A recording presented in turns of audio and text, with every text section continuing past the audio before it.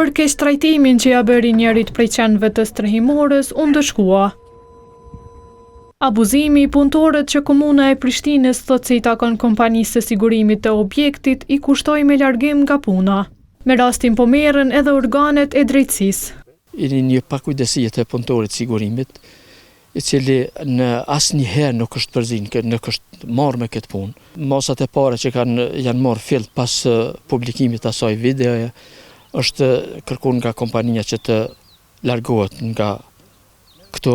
Që incidentet e tilla të shmangen nga Fondacioni për të drejtat e kafshëve, kërkojnë nga Komuna e Prishtinës kontrolle më të rrepta ndaj përgjegjësve të strehimores. Definitivisht duhet më shumë që të kontrollojnë më mirë gjendjen e qenëve nga hyrja deri te dalja e qenit nga strehimorja.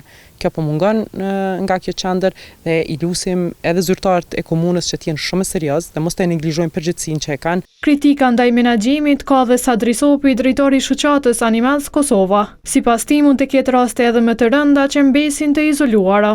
Përgjithësinë për këtë situatë të kafshëve që tani terrorizohet domethënë në Kosovë, e mbajnë në mas të madhe komunat, të cilat nuk kanë një qasje ose perspektivë si ta zgjidhin këtë problem, sepse nuk kanë sterilizuar dhe fondet që ka qenë për kafshët nuk janë dedikuar për kafshët. Qendra për trajtim dhe strehim të qenëve Ndacak në kryeqytet u hap në shtator të vitit të kaluar në kuadër të përpjekjeve për ta zgjidhur problemin me qenë Ndacak. Në këtë qendër mund të adaptohen qenë për të cilët më pas Komuna i subvencionon familjet me nga 50 euro.